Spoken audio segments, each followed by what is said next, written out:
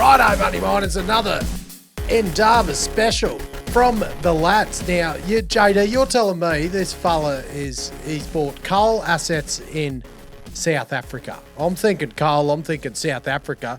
That just reminds me of CRE Insurance, coal experts and African experts in the one building. It's the logical connection, isn't it? Adam Batista is the coal expert, Tari is the African expert, and when they're thinking they're not an expert, Dave Harrison walks around and says, "You're a fucking expert."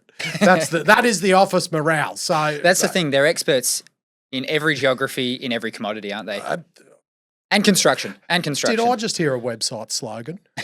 Good work, JD. Thanks. Looking forward to seeing him this Arvey. Now, JD, who have we got for this Indaba episode? So this is our lucky last interview from Indaba, Matty. We are sharing a chat that we did with a guy called Vuslat Bayoglu. He runs a private business, so you probably have never heard of them, called Menar in South Africa. And there's a couple of reasons why we wanted to chat to him. Obviously, we were in South Africa. We'd been in the country for over a week at that point, and we were very curious in how mining is done. You know, there's a huge mining history in the country across lots of commodities. So, you know, you hear lots about Eskom, the power utilities, about, you know, permits, rights, all these kind of things, ownership and how it's sort of structured and the sort of challenges the industry has faced over the past few decades. So we thought, why not speak with someone who actually operates there, who runs mining companies, who has bought significant assets from the likes of Rio Tinto, coal assets you mentioned in the intro there, Matty. So that, plus a whole host of other reasons, running a private business versus running a public company. We thought for all these kind of reasons, why not just get someone that's done it and is continuing to do it in that geography, in that part of the world, and how it sort of differentiates from operating in Australia. And yeah, this is the result of that, and keen to share it with the money miners. JD, you can't make the intros too good because no one will go past this. That was sensational. I'm not too sure about that, but yeah, let's share the chat with Vuslat, and hopefully the money miners pick up a thing or two about operating in a different part of the world, like Trav and I did from the conversation, mate. Right, let's rip in. JD, we're at Indaba, and we're sitting down with Vuslat, who runs a mining investment and mining company that I think our audience would probably be unfamiliar with. But that's not because you don't have a decent sized footprint. It's just that you're private and you focus in South Africa, and you also focus on commodities that people are shy to talk about too in a lot of ways. But thank you so much for sitting down. We're keen to talk about Menar. We're keen to talk about how you're seeing the investment landscape in South Africa, and especially from your specific point in the world. Yeah, thank you, Travis. Look, South Africa is actually a great jurisdiction for mining. If you look at what we are rich in South Africa, especially PGMs, chrome, manganese, coal, anthracite, iron ore. Obviously, it's not as sizable as Australia in terms of iron ore, but we got some big assets, especially Kumba is massive, like they do. Again, it's relevant in terms of chrome, in terms of iron ore. But when it comes to manganese and chrome, we got the largest ores deposits in the world, and we are the largest producers in the world. We are competing with Australia in terms of manganese, but I believe Australian mines are coming to an end at some point, and South Africa still has got massive manganese deposits. We've got South32 invested in South Africa heavily in terms of manganese. And we also have Assmang. It's a big company. They've got large operations, but it's a very vibrant industry in terms of producing manganese. PGMs, obviously, we are the largest producer in the world. So all these, if you look at the companies that are playing the investment business in South Africa, they invest in South Africa. That shows that this country is actually something good, which is attracting people. And one of the most important things that we have here, we got rule of law. So we got democracy, we got rule of law, we got freedom of speech, so we got security of tenure. So people come and invest, and because investors don't like noise, and we don't have noise in South Africa. People are focusing on their investments. The people are focusing on optimization, their priorities. Yes, we got certain rules like black economic empowerment, which is good to address the past like imbalance. And as long as you comply, government is very friendly, minister is very friendly, Minister of Mineral Resources, and I think it's a really good jurisdiction, and it's very important jurisdiction for the mining companies because, like I said, certain commodities, certain minerals we're really big, and we got really large deposits. Vuslat, can we just double click on that point you just mentioned with the black empowerment groups? I think Right. it's really important for the Aussie listeners to understand. In a sort of 30-second recap, you'll see these companies, listed here that might be at an asset level, at a company level, but there'll be a 26% interest. Can you just quickly highlight that? And then I think the follow-on will be the other. We looked at also different jurisdictions to sort of like to invest in opportunities in different jurisdictions, and Latin America have got similar rules. You can find the same thing in Middle East. Like if you want to invest in Saudi Arabia, you find certain rules like that you need to get a partner, a Saudi local partner. In South Africa, this has been ongoing for a long time. Like to be able to get a license in mining rights especially, you need to get a 26% BE partner, which is owned by a company which is owned and controlled by historically disadvantaged South Africans. Okay, so I look at from this perspective. Like, for instance, if you look at my business, I managed to be successful because of the BE rules, BE laws, because I grew my business with my partners, with my local South African partners. So some people can or might see it as a burden, but I actually see it as an opportunity. For listed companies, obviously it's a different story, but for listed companies, there are a lot of actually ease that government creates. For instance, if you want to sell your company, you don't need to get the company's shares, you don't need to get minister's approval. Okay. So it's not like something that's an obstacle to do business in South Africa. Yes, 26% shareholding will be given to a local business, but that local business or local entrepreneurs, they add value to your business. They help you to grow your business. They help you to get to get certain things with the Transnet, our railway lines, our ports.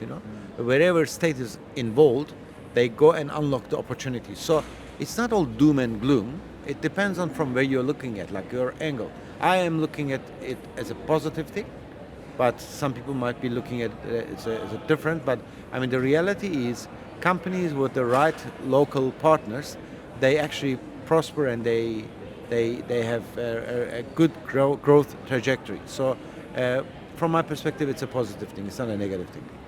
What's the thinking supporting Menar's strategy, where you're ultimately looking to take controlling shareholdings in these mining companies, and it's a largely operatorship model, but not quite as well. There's this sort of like this interesting kind of philosophy of investment, which we don't see heaps of in the private mining investment landscape. So look, we are doing two things. One is we apply for prospecting rights, and we go and drill, and if you find a deposit, then we develop the mine. That's what we did in coal successfully 4 or 5 times, and some of them we are rehabilitating already. We depleted. And then the other one is like we buy assets that are unwanted by the majors or by the other mining companies. Like an example is we bought a mine from Rio Tinto. It's called Zululand Anthracite Colliery, and we successfully mined it for 9 years.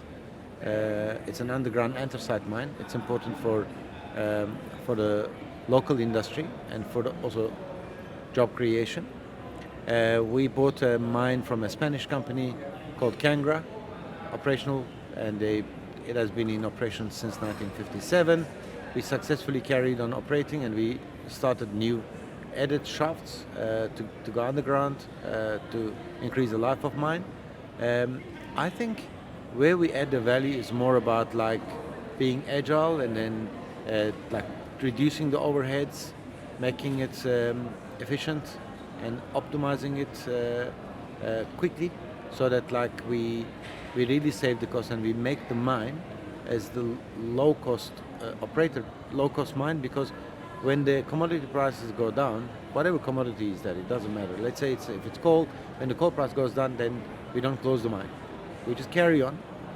As long as the mine doesn't lose money, and if we can, let's say we break even, then we carry on. And you can only do that if you're the lowest cost producer. If you're the lowest cost, you're going to be shutting down last.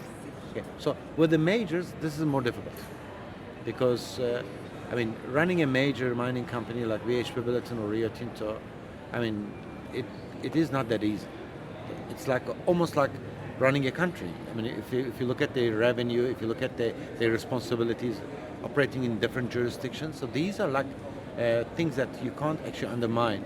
But as a smaller mining company, let's say mid-tier mining company, we are easily being agile, and we're easily making decisions, and we actually finish the red tape, so that like we make decisions. Did I just hear a random in the background, JD, say 17 million drill meters? I think there was a bit of an echo. I think I heard that too, mate. Who was you were there? Who was someone who was talking swick at Indaba? People from high above, mate. Well, it has to be probably someone from Swick, because Swick are the only people that know what 17 million drill meters looks like. On the way to 18, mate. Right, well, can you imagine how quick they're going to get there with Deepex punching 2,000 metre plus holes? Could have passed it already.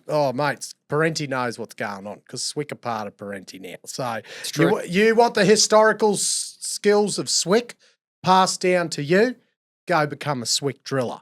You want to see the Swick drilling skills on showcase, get Swick to drill your diamond holes underground. You go to underground driller. Back to it. The opportunity to buy the assets from the majors only comes about because of the strategy on mass to divest their South African assets by and large. Is some of the philosophy behind the investment kind of capitalising on having the local will and capability to actually operate in South Africa on mines that you actually think are lower cost?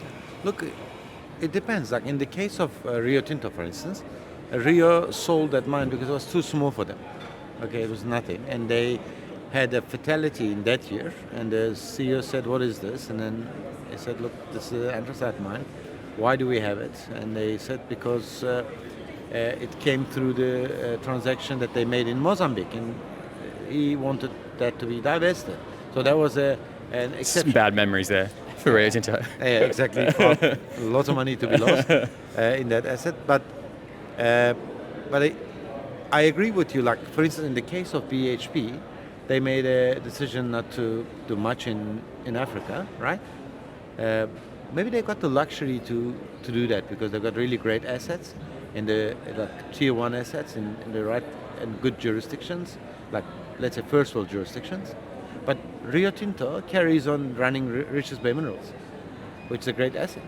Which I think they've tried to sell though. They did run a sale process at some point. No, did they not? I don't know that. Yeah. Maybe they might have done it in the past, but they are successful. Look, it's challenging. It's not easy. It's again in a difficult area because there are a lot of community challenges. But at the end of the day, Rio keeps that asset and they carry on running it successfully. They make money out of it. That's why they're running it. They got like local partners, and they're happy. They actually recently invested in opening new areas to mine. That's called Zulti South, to mine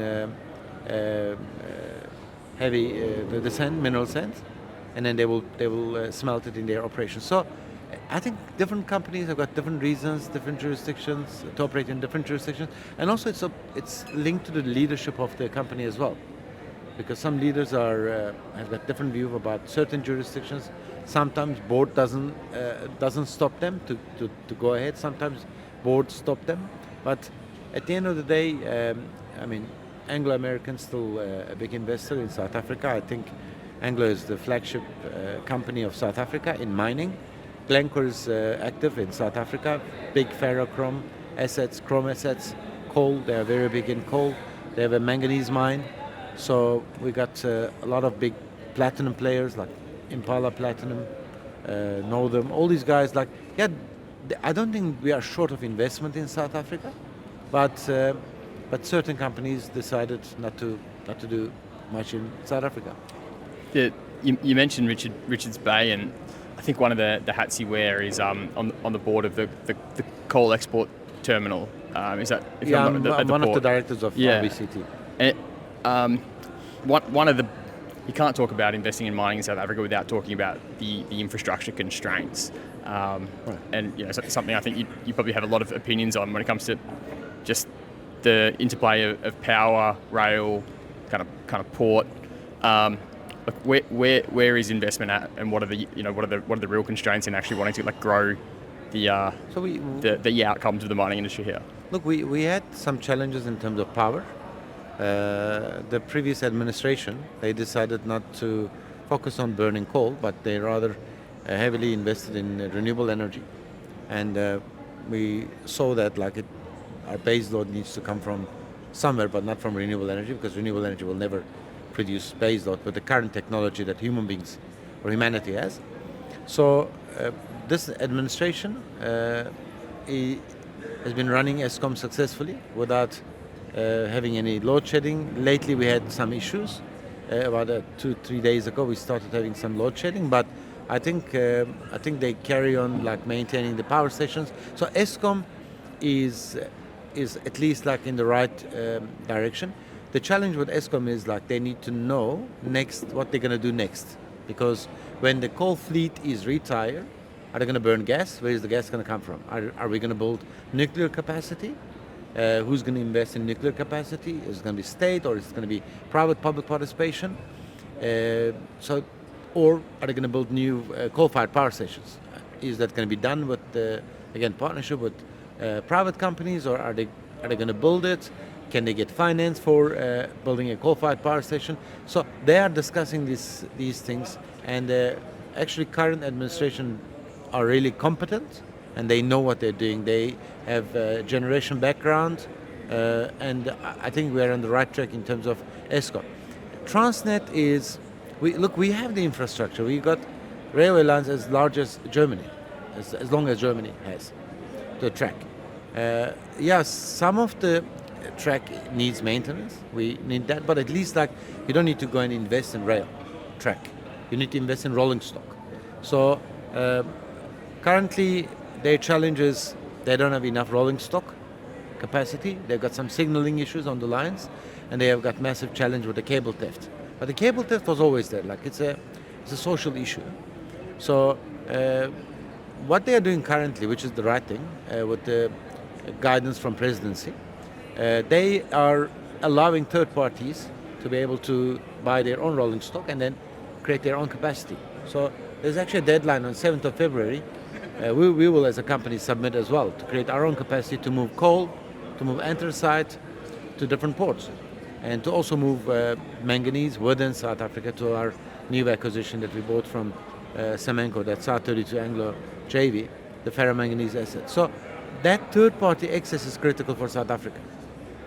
If they can run that process successfully, I think that's going to unlock a lot of potential on the rail side. So on the ports, private ports like RBCT works perfect. I think, and I believe RBCT is one of the best coal terminals in the world. 91 million ton per annum capacity, practically 81 million ton they can do easily, but the rail capacity is 55 million ton, which is a disappointing thing. But then the Transnet run ports, which is there's a company called Transnet Port Terminals. They have got some challenges, and they started a process for the container terminal 2 years ago, for instance. So I think Transnet administration understands what the challenges are, and they are planning to put certain ports into the market to have a private-public partnership. I think they will still keep the control of the ports, but they will allow the third parties to invest and then to run the port on a long-term contract. So I think at least we have challenges, but at least there are solutions to that. And Transnet and Eskom and Presidency understand the challenges and they're trying to address them. Vuslat, you spoke to the point earlier of the rich mineral endowment in the country, and when you look across the spectrum, and Trav and I were lucky enough to get a view of that there, but PGMs and a few of the other metals are in a bit of a tough spot. And then you've also got this relatively commodity agnostic approach to what you look at, what you invest. What are the commodities that are sort of standing out where you think there's opportunities in? And to add to that, you have the point of a lot of other participants not being interested in South Africa, which makes it better for a buyer too. Look, maybe let me do an analysis about like what's happening, because things change very fast. Like, if you look at the sentiment now in the world, and if you look at the sentiment how it was about a year ago, it's completely different. But let's start with PGMs. So, PGMs obviously very critical in catalytic converters for combustion engines, and for some reason which I don't understand. And I mean, when I say this, they think that I'm criticizing them, but I am saying it, and I couldn't get an answer. So, Anglo, for instance, they went out and they said, no, I mean, green energy this, green energy that. So now, when you said like they offloaded their coal assets, and then they said, look, they will focus on copper and they will focus on other assets. Now, outside copper, they have PGMs, which is very big for them, right? And they've got diamonds. So when you say that like green energy, then you're saying that, okay, you're against the combustion engines. When you say that, where is your PGMs going to be consumed? I mean, I'm sure they had so many discussions about that, and they decided, okay, we should go with this copper and green energy thing. And I guess that's one of the biggest reason BHP showed interest to Anglo to buy, because they're interested in their copper assets. But on the other hand, I think all these green energy initiatives created a problem for PGM producers. Okay, they tried to make a vehicle that could burn hydrogen. I think they're still working on it, but at the end of the day, that affected the whole demand, and the reality is like electric vehicle revolution is going to affect that demand. But there's also another reality. If you look at what happened with all these auto manufacturers in the world, like they are delaying their programs. Mercedes, for instance, I know very closely, they said they're not going to go to electric vehicles completely in a certain time. They're extending that deadline because there's not enough minerals to go there in the world. So, and there are other challenges, like you need to have an infrastructure. And how do you charge the cars? Like for instance, if you use an electric vehicle in South Africa, where would you charge your car? At home, maybe? With coal-fired power coming from a coal-fired power station of Eskom? So I mean, when the auto manufacturers delay their plans, that would mean actually more product for PGM mines to be sold. But PGM prices are depressed. So now, if you think about it, like if somebody brings me a PGM project, would I look at it? Maybe. If it's underground, no. I can tell you now, underground PGM project is going to be very expensive to develop, and it's going to be expensive to operate as well. So I wouldn't look at a PGM project, because first of all, South Africa doesn't have many open-cast PGM mines. Anglo has Mogalakwena, but maybe Zimbabwe, which comes with other challenges, because I mean it's not an easy country to operate. But PGMs is difficult to invest at the moment. Okay, chrome. Ferrochrome is used in stainless steel. Okay, so you can't make stainless steel without ferrochrome. But if you look at the steel industry in the world, like China last year produced over 1 billion ton of steel. And it is actually 60% of the world's steel produced by one country. So they need all the manganese and all the ferrochrome, or all the chrome that's made in South Africa, so that they make ferromanganese and ferrochrome and use it in steel manufacturing. So now, when you look at manganese and chrome, then you need to look at what is happening in China. And steel doesn't look good at the moment because there's not enough consumption in China. They actually flooded the Indian market, and Indians are famous with being a low-cost producer. So now Indian companies are asking their government to put tariffs on Chinese product because they can't compete with China's discounted steel. So China is considering cutting their steel production. I heard and read about 20%. 20% will mean the second biggest producer's whole production, like 200 million tons, and that's India. Okay, so now if you look at the picture, then it doesn't look good for manganese and chrome because it depends heavily on China, and chrome is actually even worse because it depends heavily on stainless steel. And stainless steel production is not as big as steel production. So, but then let's open a parenthesis and say, if there is any disruption, look at what happened at Gemco, right? When they had a problem with the logistics, then manganese prices shot up. Very briefly. It was amazing. It was like a 3-week price spike, and then all of a sudden prices come back down again. Exactly. So now, actually, prices are a little bit up now, but they're waiting for, the market is waiting for China and South32 understanding like what's going to happen with the manganese price. So manganese and chrome are heavily linked to steel. Then, if you look at coal is like it's linked to everything. Obviously, I mean it peaked. The coal consumption peaked last year. And I mean, doesn't it peak every year? Just keeps. It's peaking up. Yeah, I agree. And I mean, look, it's a lot of it's a very big industry for Australia because Australia is close to China and Japan. These are like massive consumers of coal, and especially Japan, good quality coal, and not only steam coal but also coking coal. It's a massive industry for Australia, and it's a massive industry for South Africa because, I mean, coal mining industry is the second biggest employer in the mining industry. So, PGMs employ about 185,000 people, and coal is employing about 95,000 people. So it's a massive industry for South Africa.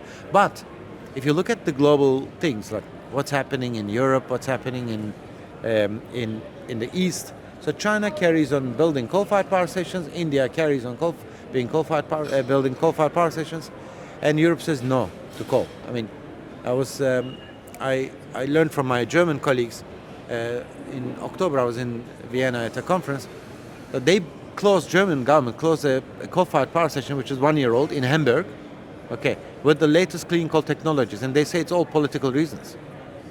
So now, and if a government is doing that, I don't understand the logic. Now, I gave this example in one of the conferences.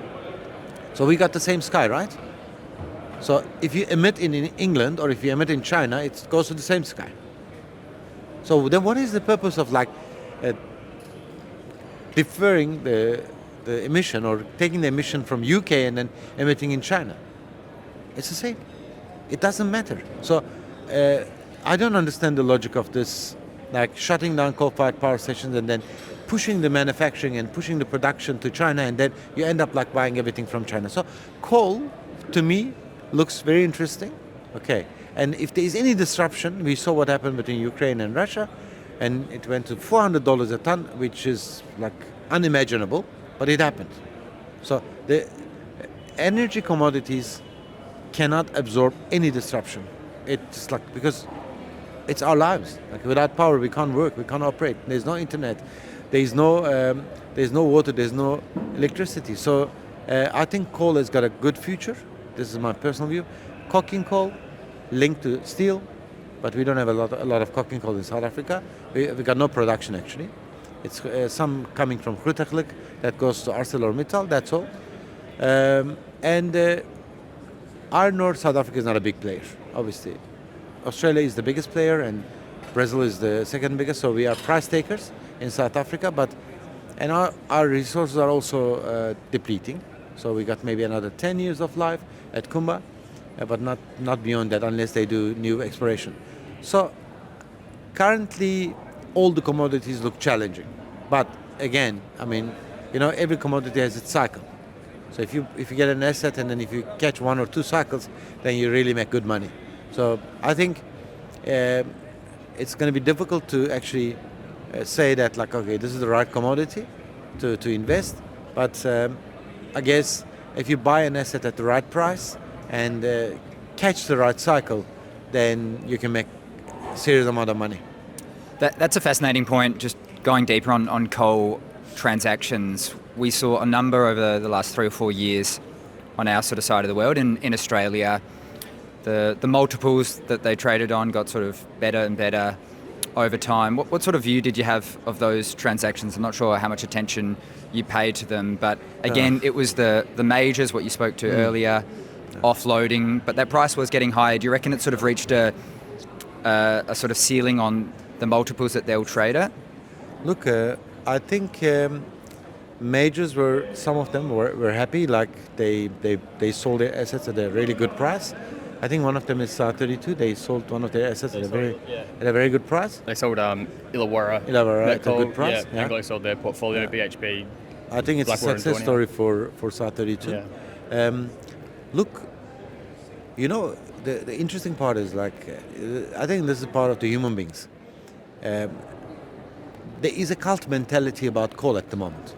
Okay. Yeah. It's like, no matter what, we must get out. No matter what. But they don't. It's interesting. Like you find this in a boardroom with highly educated people. They're not, instead of applying their minds, they just go with the sentiment. And I don't know who creates the sentiment. Maybe the banks, maybe the companies like BlackRock and them. I don't know. But I see that BlackRock has changed now. Maybe then there's a new chief in town. Because of that, they have to change.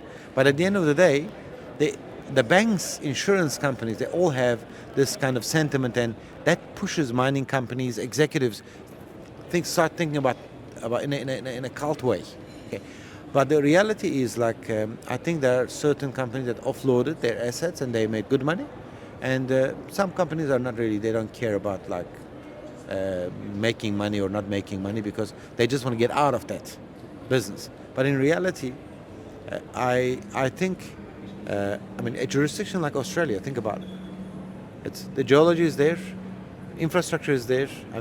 You guys have got a company called Horizon Railway Line Company. I think New Queensland. Sorry? Which province is that from? They've got most of their Queensland. Infrastructure in Queensland, but Was it Queensland's company? They've got rail all through the.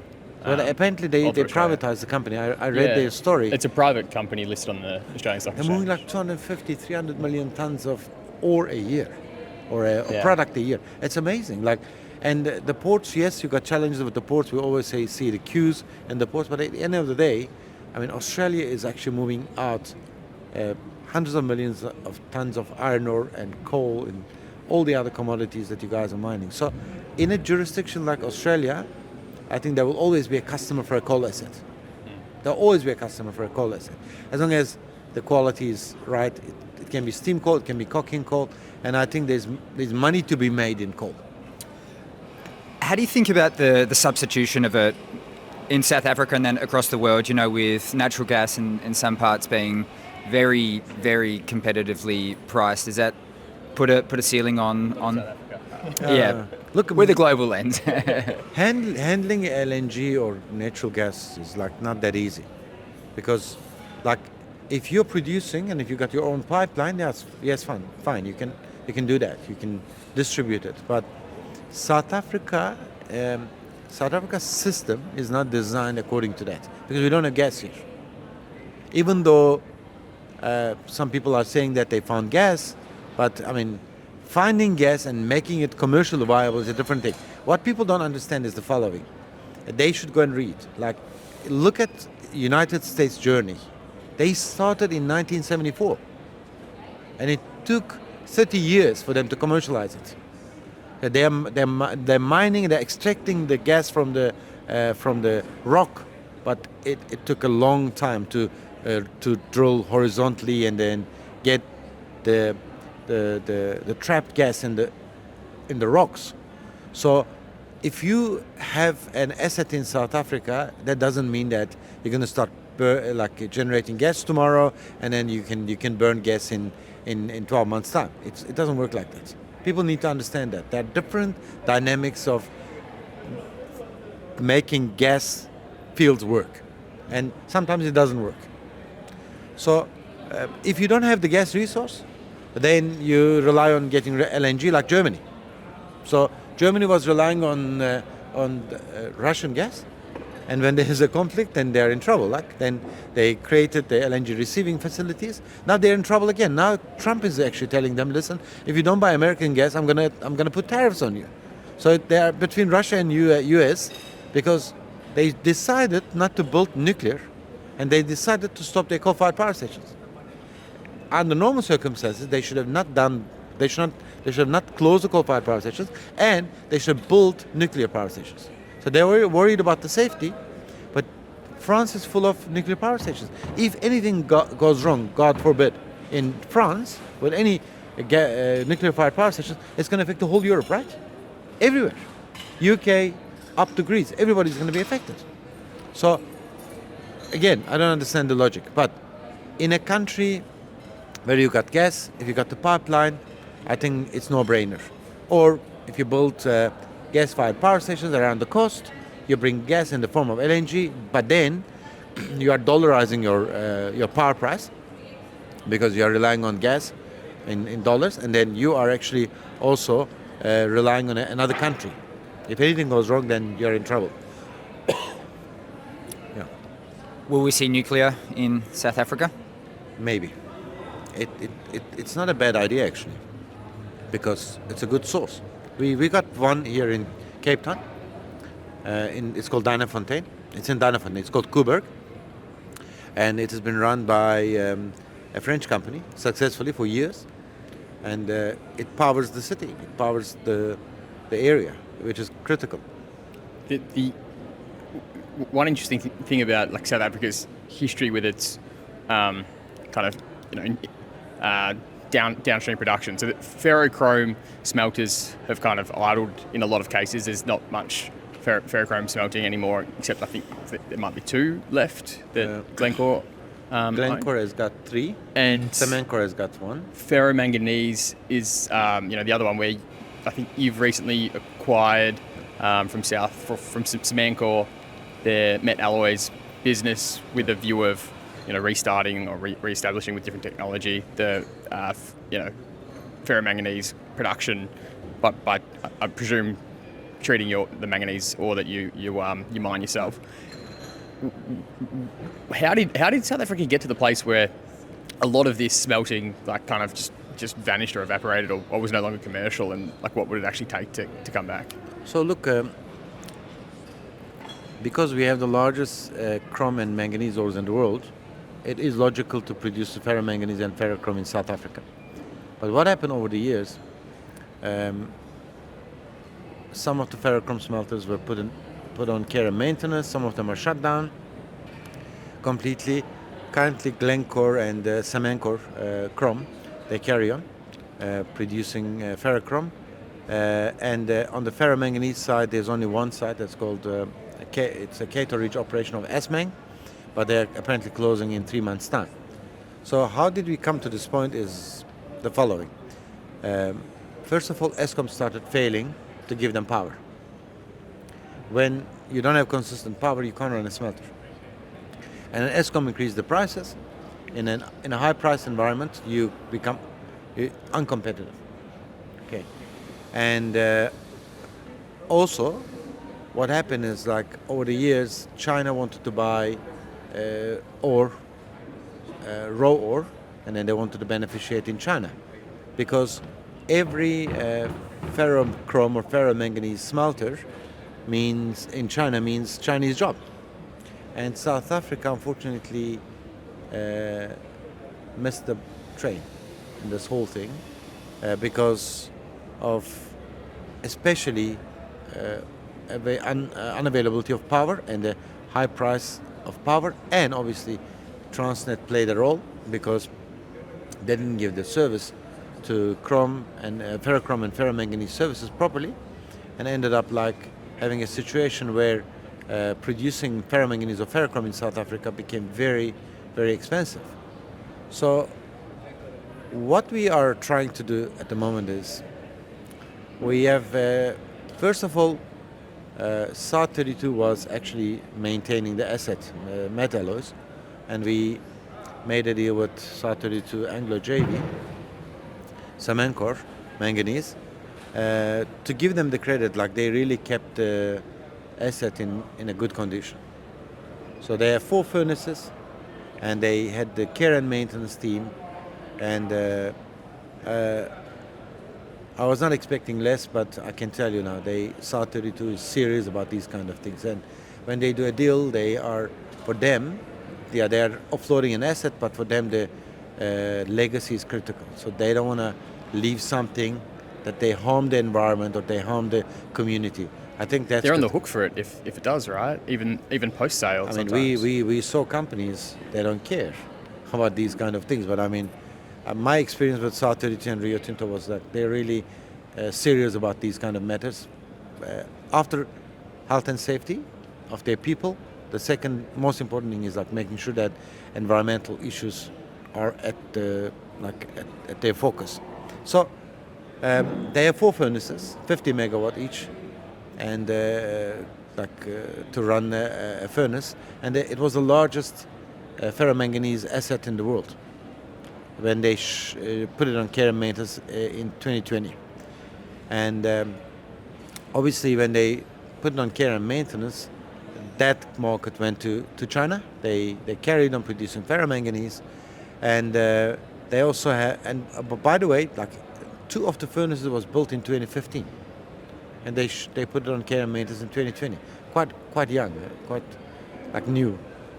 They have a 50 megawatt gas-fired power station on site, and the idea is like initially we would like to start the furnaces with Eskom power and get the capacity if you can get from Transnet to take the ore to the plant and then to take the product to the port. If you can't, then we would like to create our own capacity on the rail. But at some point we would like to start creating our own power from coal. And it's going to be very controversial because people think that there'll be no funding for coal-fired power stations in South Africa. Yes, maybe not local, but I believe that there will be money to be invested in coal-fired power capacity. We would like to create 600 megawatt, and 200 will be used in the plant, and then we can sell the rest to the grid. But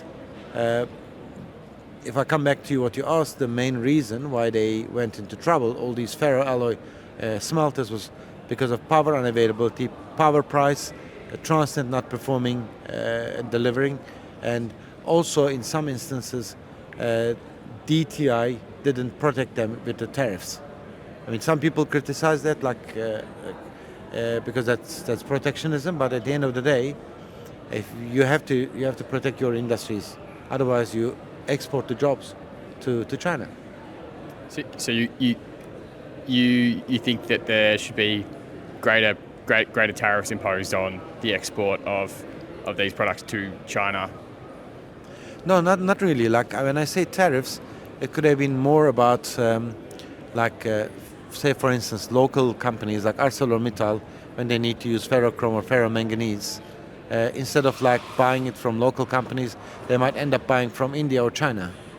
So I'm talking about that kind of tariff, because I mean looking for tariff, for instance, for exporting your ore, I think it's a bit like controversial, because it will defeat the purpose of like creating jobs. Because I mean, if you stop moving less, if you start moving less ore, that will mean that you're going to start losing jobs. So I'm not for it. I'm against it.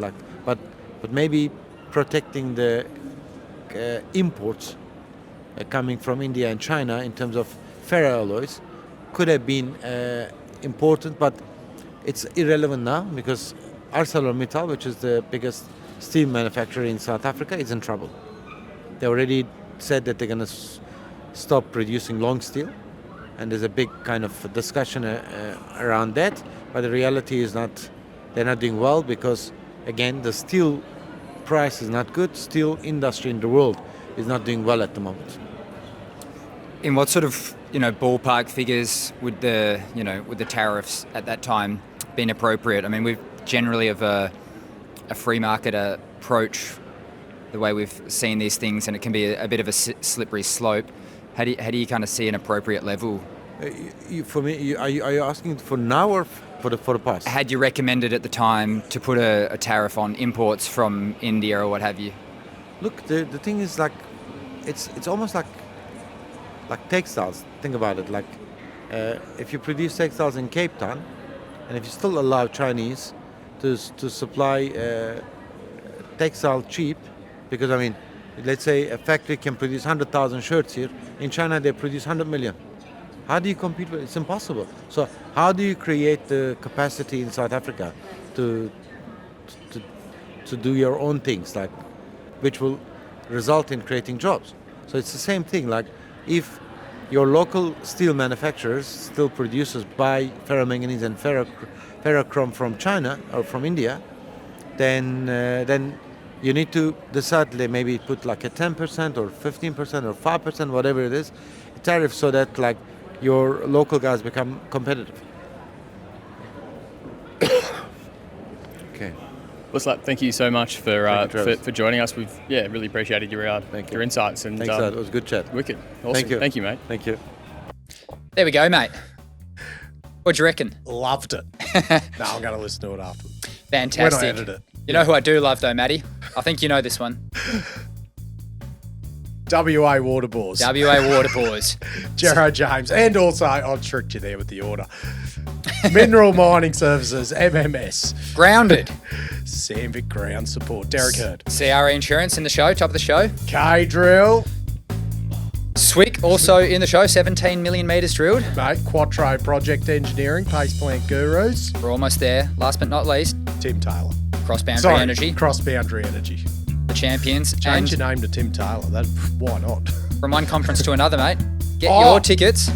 Oz IMM. $100 off. Underground operators. I got $100 off mine because I was smart. You can get it too. Get in the show notes. Hootaroo. Hootaroo. The information contained in this episode of Money of Mine is of general nature only and does not take into account the objectives, financial situation or needs of any particular person. Before making any investment decision, you should consult with your financial advisor and consider how appropriate the advice is to your objectives, financial situation and needs.